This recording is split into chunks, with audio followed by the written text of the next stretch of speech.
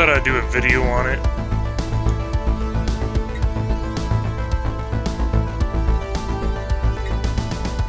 And I'm just going to do a quick video on how to get started. One thing about this game is that I think a lot of people look at it and they're, it can kind of seem like it's overwhelming. Because there's a lot to learn, a lot to know. But the game actually isn't as complicated as it seems at first once you get started. And, I think I've played 3 or 4 different playthroughs now, and like I said, each time it gets easier because you learn a lot more. I'll go ahead and we'll start a new game. Now, when you go to a new game, you can either select a empire that's already in the game, or you can create your own.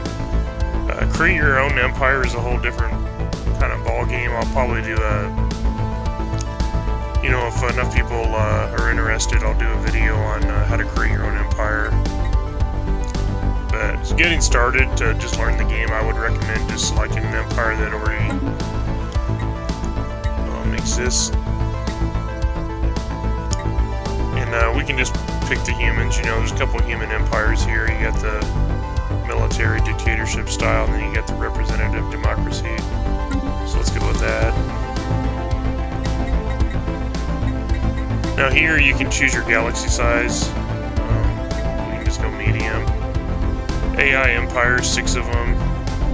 1 can have an advanced start. Fallen empires are really strong. I wouldn't recommend at least starting out having more than one of those.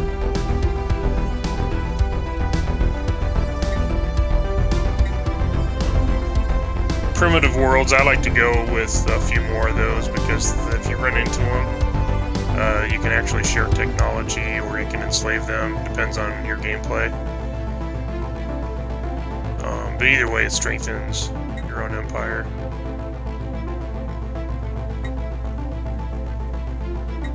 And you don't have to really do an end game. Like even the victory year, I have that turned off.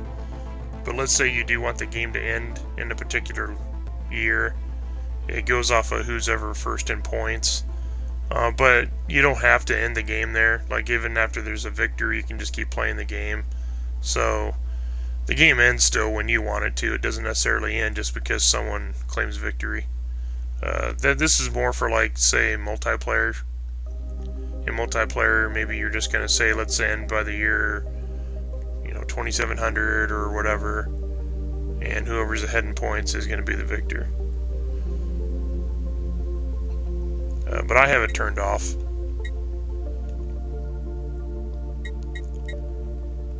A difficulty, I just put it on Ensign to start off until you learn the basics of the game. Scaling difficulty, I have that turned off as well. Aggressiveness of the AI is low. And we'll just start with that.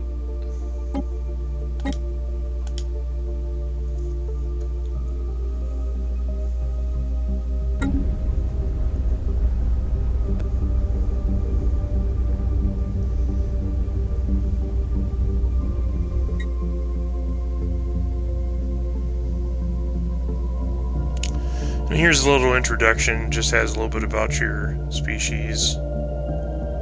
Ours, of course, is the capital's on Earth.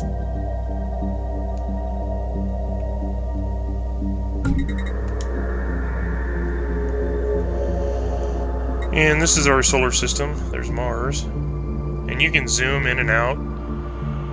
Like here, I'm going to back out and show the map. So this is going to be the map. There's going to be, hundreds of solar systems. And then you can zoom back in. We're in a good spot. I like being out on the inner circle like that. And then we can spread out this way.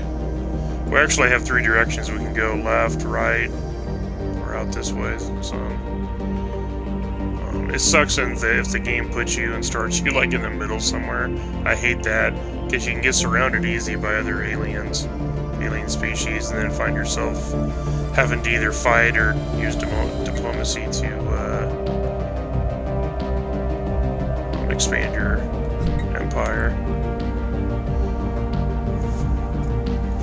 So the first thing you'll want to do, I'm going to show in the left corner, see how it's got the Y button. You can press, now it's green in the left corner, and you have the year and the date and the time's moving. And you can pause that by just hitting Y, and when it's orange or yellow, it's paused. See, the date's not moving now. So whenever you want to, like, you know, maybe you need to either go take a bathroom break or just starting out, it comes in handy to pause the game when you're trying to figure things out. And you can also affect the speed of the time. Like when it's 2 bars, it's going medium speed. And it's 1 green bar, that's as slow as you can make it go. And that's as fast as you can go. But for now, we're going to keep it paused. The first thing you want to do is select your signed ship. We'll zoom in here. You can actually take close looks at these. You can take a close look at these.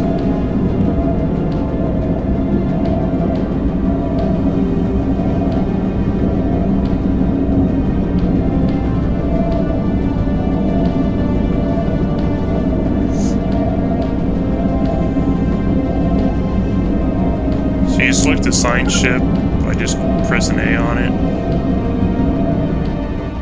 Then we're going to zoom out. And we want to send our signed ship to explore another solar system. So see, we have these here. And there's multiple directions we can go. You can send it out this way. Because we're so close to the inner circle, I think I'm going to expand out this way first.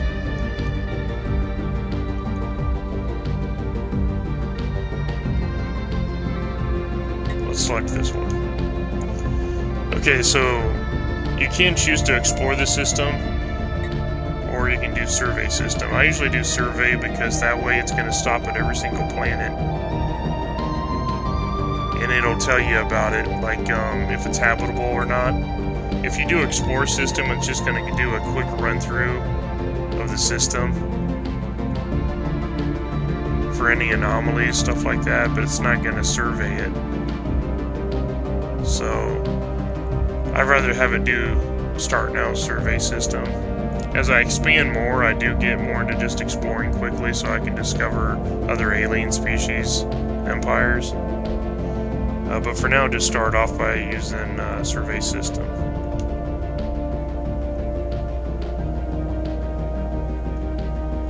Now, it's not going to start until I actually unpause the game. Right now, I still got the game on pause.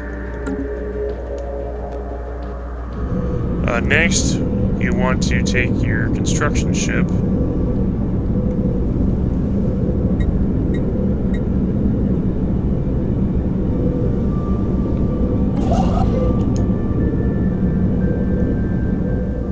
And we are going to see what's in our solar system that needs to be built.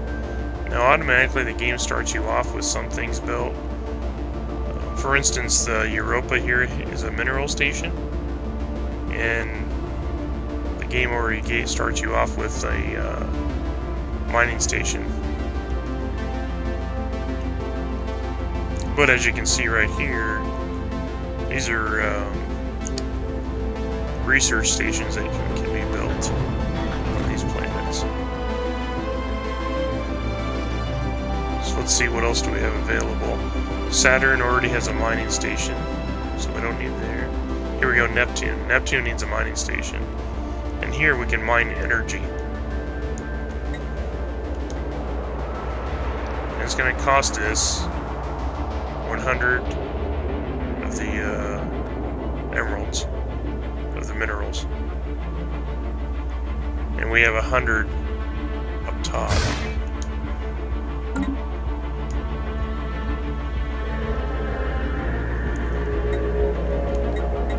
Next, we want to go over here to our menu on the left. And you want to go to technology.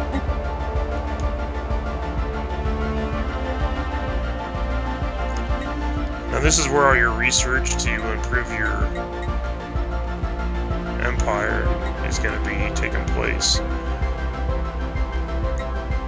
So this scientist here, he deals in physics, so we're going to select research. And you always have 3 choices. And I think the first thing we're going to do is let's select administrative AI to increase our research speed in the game by 5%. And in society here, we can choose. Now I almost always go with this first if it's available as a choice, Planetary Unification. Because it adds unity, and unity points are really important in the game.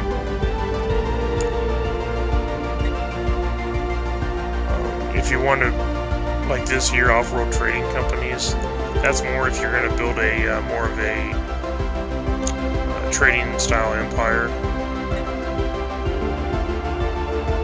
We also have biodiversity studies.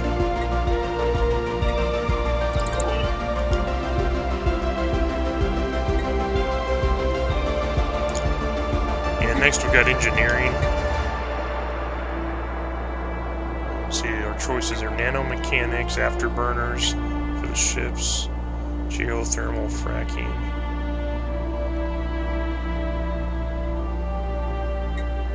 Let's go with nanomechanics maybe.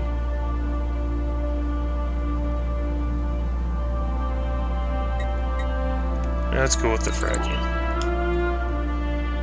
Get ourselves 20% more out of our miners.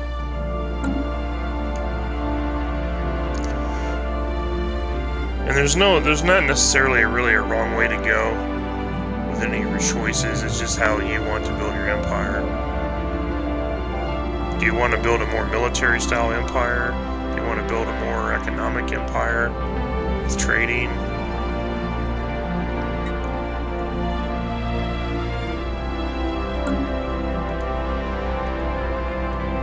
Now before I unpause it, up here I'm going to explain the menu up top.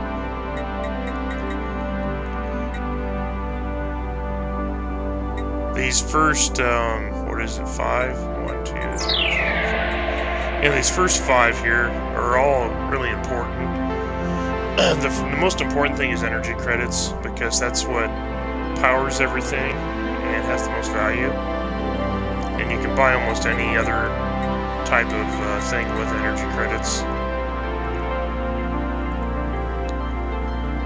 And whenever it says +6, like here it says +6, that's how much per month we're going to get added. So each month we're going to gain another 6 energy credits. And as you expand into more solar systems, this number is going to probably grow, or it could decrease depending on if you overexpand too much.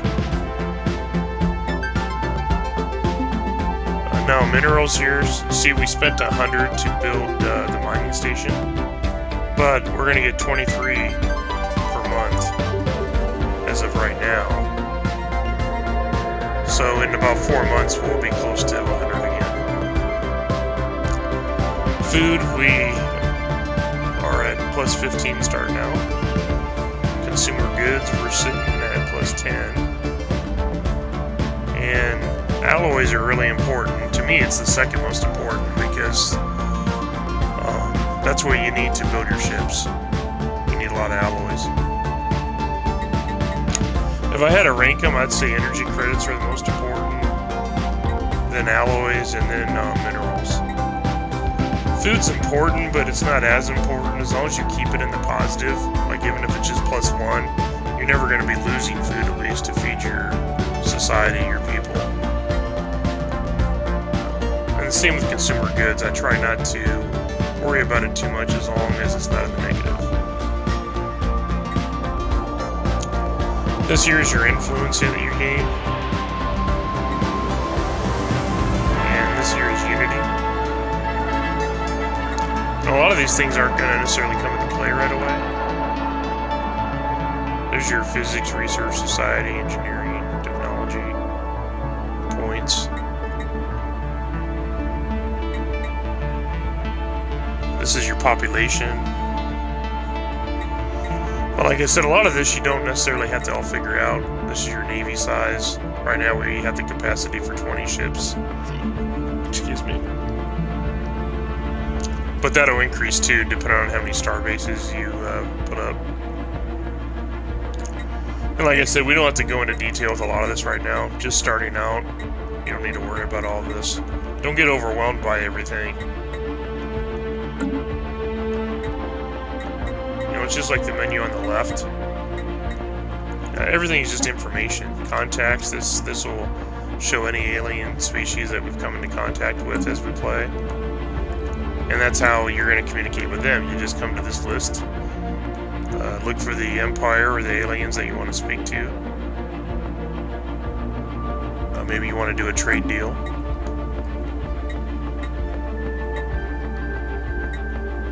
This here's the market. So, let's say you're doing really well in energy credits, but you are running low on food.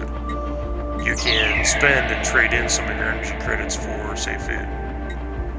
Or it could be vice versa. Maybe you have a farming community, and you have tons of food, but you're low on energy credits. Well, then you can do vice versa. You can trade some of your food for energy credits.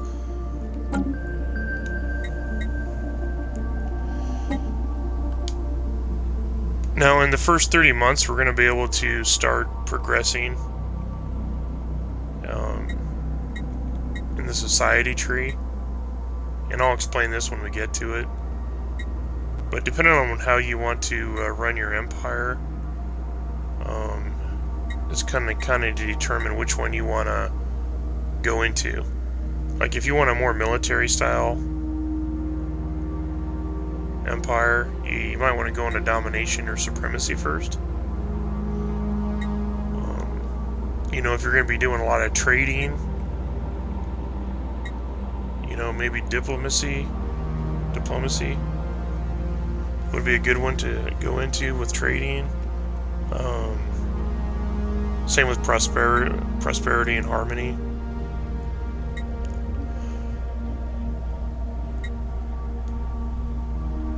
But basically, once you unlock one of these trees, like expansion for instance, once you get all 5 of those in the expansion tree, once you complete one, then you'll be able to get a perk. And there's different kinds of Ascension Perks. I can't show them to you right now, because they're all locked. But gradually you'll be able to unlock one, and they give you advantages, different types of advantages based off the one you select. But again, I'm not going to get into all that right now. This is just kind of an introduction.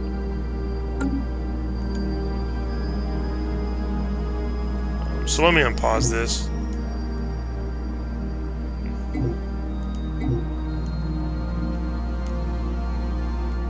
Now you're going to start seeing everything move, like we assigned the signed ship.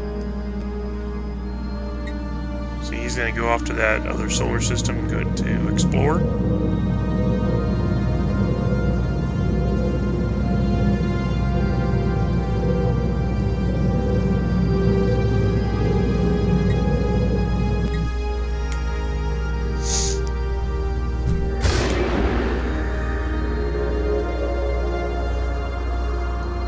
And I love the zooming in and out. Like, here's our fleet. You always start off with 3 ships in your fleet.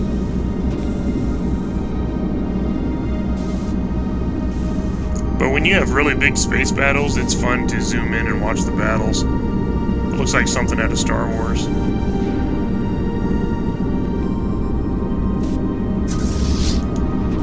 And by the way, when you manage your fleet, you can just select A on the fleet. And you can even change the name of the fleet. Like, if you want to name your ships after something from Star Trek or Star Wars, you know, you can do that. You can also select your captains. Like here, you can recruit leader. Like these are 3 recruits we have for leaders, and see, each one has advantages and disadvantages. For instance, this person here, she has ship's weapon range plus 20%. This guy has evasion plus 5%, sublight speed plus 20%. And you can even change the names of your leaders too.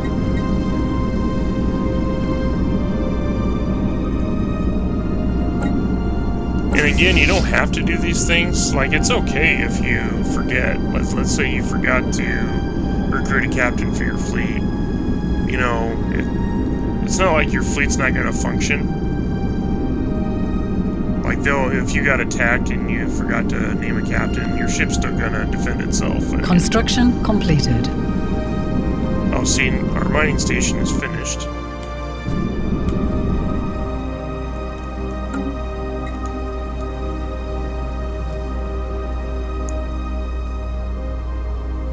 There was Neptune.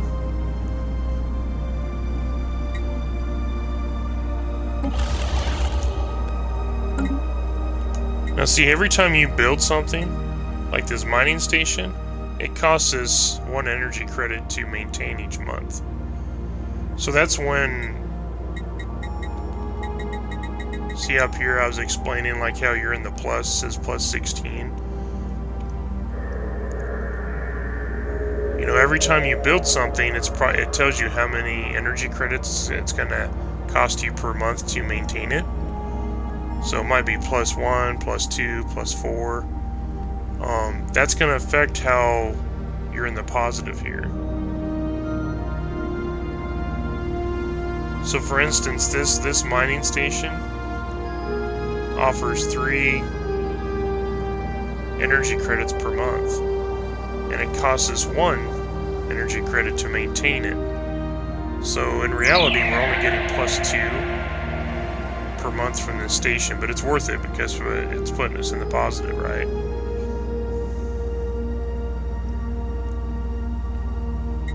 And it's the same way with minerals or anything else. If it might cost you 1 energy credit to, say, build a farm on your planet, but you're going to also get like plus, you know, say 12 food. Minerals are the same way. Maybe you're going to mine a planet that's offering 6 minerals per month, but it's going to cost you 1 energy credit to maintain it per month.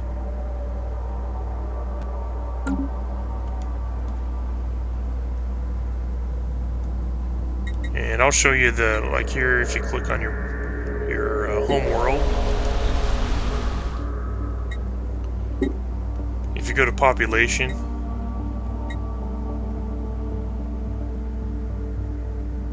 see, we have 24 people and everybody has a job.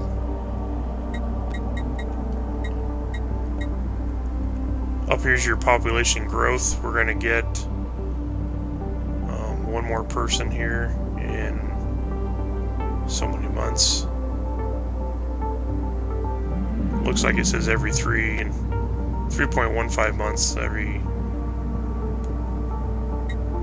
we'll get a person.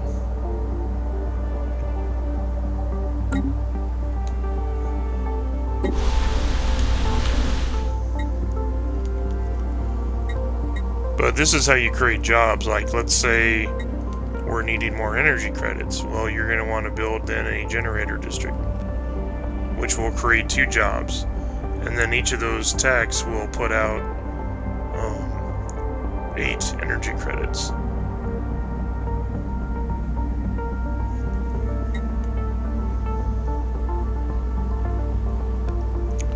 Maybe you're low on minerals, so then you're going to build a mining district. Or you can build a farm if you're going to run low on food. Now let's say you're needing alloys.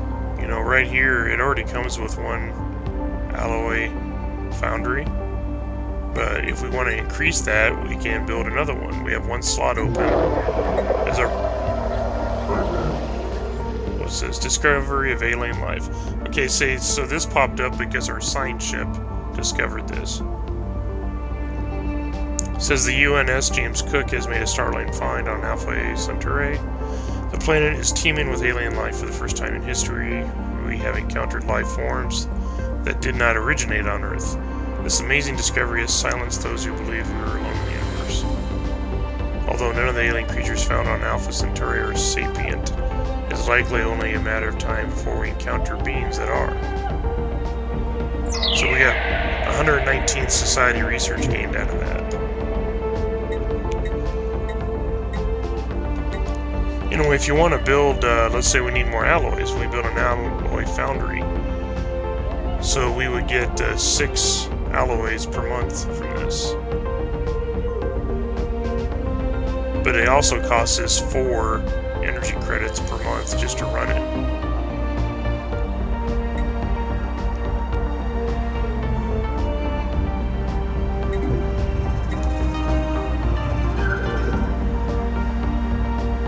Okay, this is just another pop-up responding to that the United Nations of Earth has your people all excited that they've discovered life on another planet.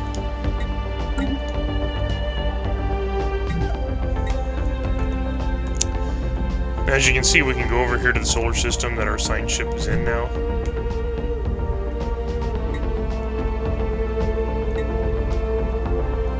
And just like your other ships, your science ship, you can actually put someone in charge, recruit a leader, if they don't have one. Anomalous readings registered. Okay, she found an anomaly. Now you can either choose to have them research it now, or you can put it off till later and have them finish exploring the solar system. This one is just a challenging level 1. It's not going to take too long. So I'm going to have her go ahead and research it now, just to get it out of the way.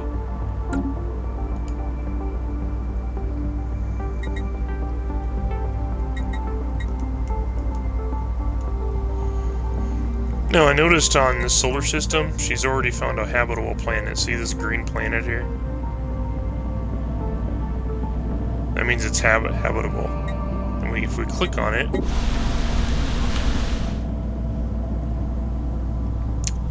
it's a continental world, so it's 90% habitable. It's the same climate as our own Earth. So this is going to be a great planet to colonize.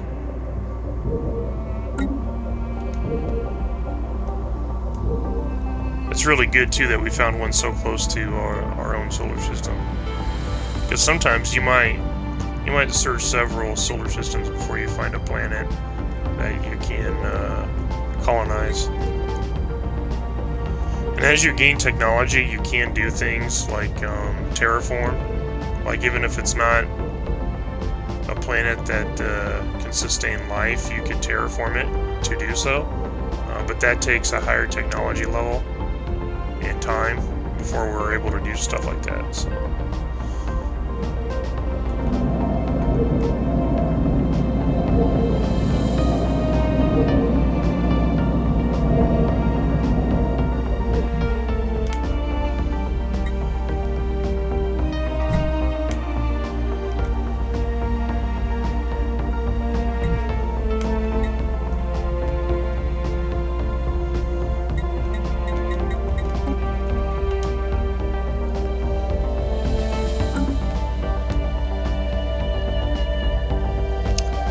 Okay, I'm gonna leave this game that I started, and I'm gonna take us into a game I've already been playing for a while to kind of show you what it looks like.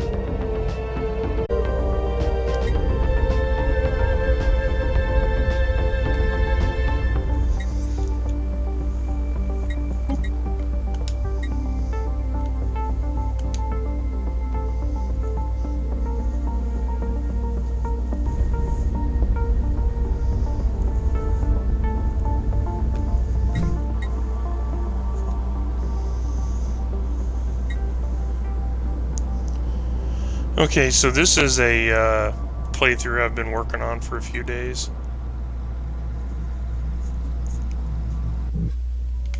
And let me zoom out here. As you can see, this empire I started, we've already expanded quite a few solar systems. And I've actually ran into another civilization here that they were in the industry age. That, like, they haven't been able to fly ships yet, but I shared technology with them so that they could start space travel. And because I did that, they are like a kind of a servant to us. Like they, not really slaves. It's not the same as enslavement.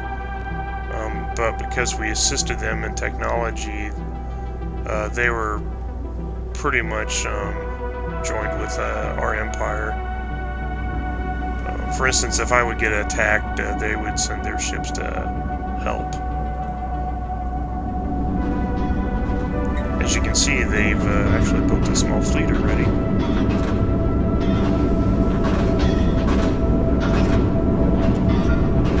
And they also have their own science and construction ship now. And I actually plan on trading with them. I'm going to give them this solar system to expand to, and probably claim this one as well, and then give it to them. So that way they can grow their empire slowly. And the good news is that they can't get attacked where they're at unless someone comes through me. So they're also well defended by having us in front of them.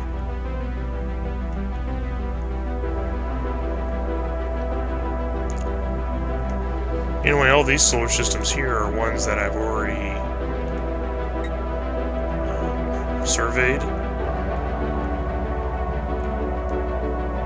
I currently have a science ship out here expanding on survey, and one out this way.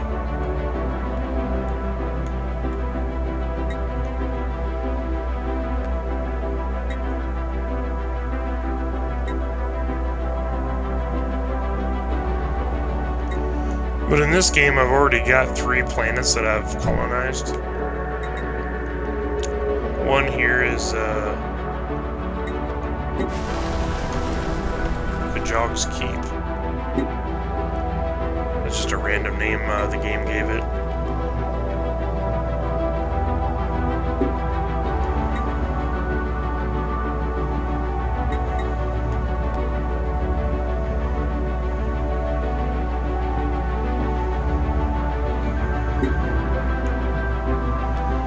But right now its population is slowly growing. And I just colonized another planet. Right here. It's actually in the middle of colonizing right now.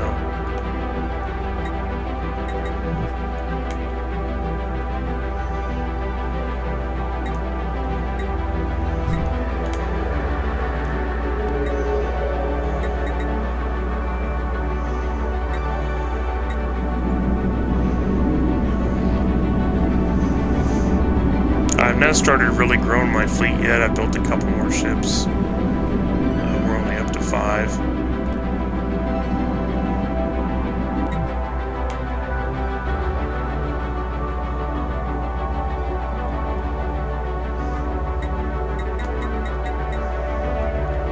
But on the society tree, this is what I was talking about. As you can see, I'm doing diplomacy, and I've already gotten 4 of the 5 completed. Once we reach this 5th one, once we reach this 5th one, we'll be able to pick a Ascension perk to use, and then we'll be able to go into another tree of our choosing. I haven't decided which yet.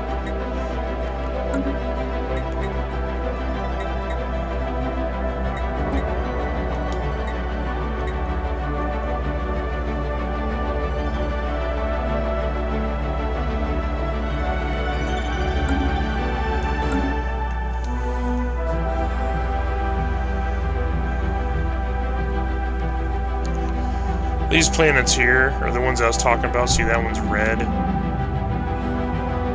Like, it's not habitable.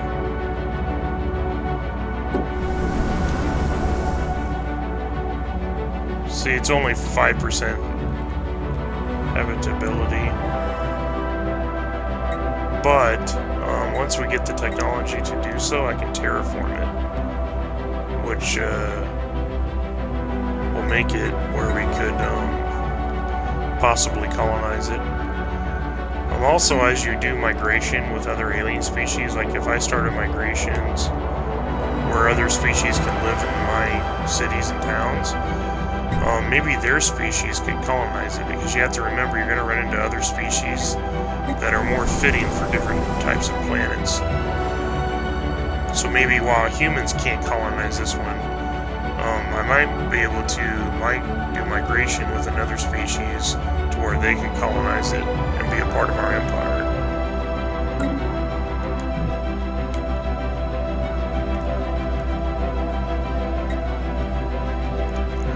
And that's really all for this video. I mean, I'd like to show you like a space battle or something really cool, but I'll have to build up my fleet and run into some hostiles to show you what that's like.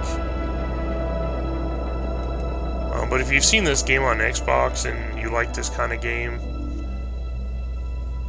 that's in real-time strategy game, I encourage you to try it. It does seem, like I said, overwhelming at first. It did to me, because there's so much here to take in, keeping track of everything, including the managing of your colonies and your planets as well.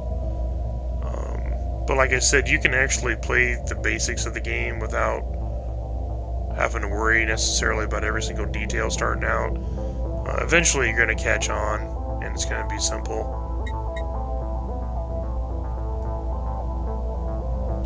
I actually like how complex the game is. It deals with a lot of stuff. You can even elect governors for your cities and generals for your ground armies. For instance, on my home world, where is it?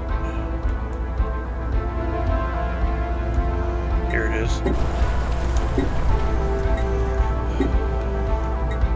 See, here's our armies on the ground, and I haven't named one yet, but you can elect a general. And just like with your ship captains, they all have different traits that give you bonuses.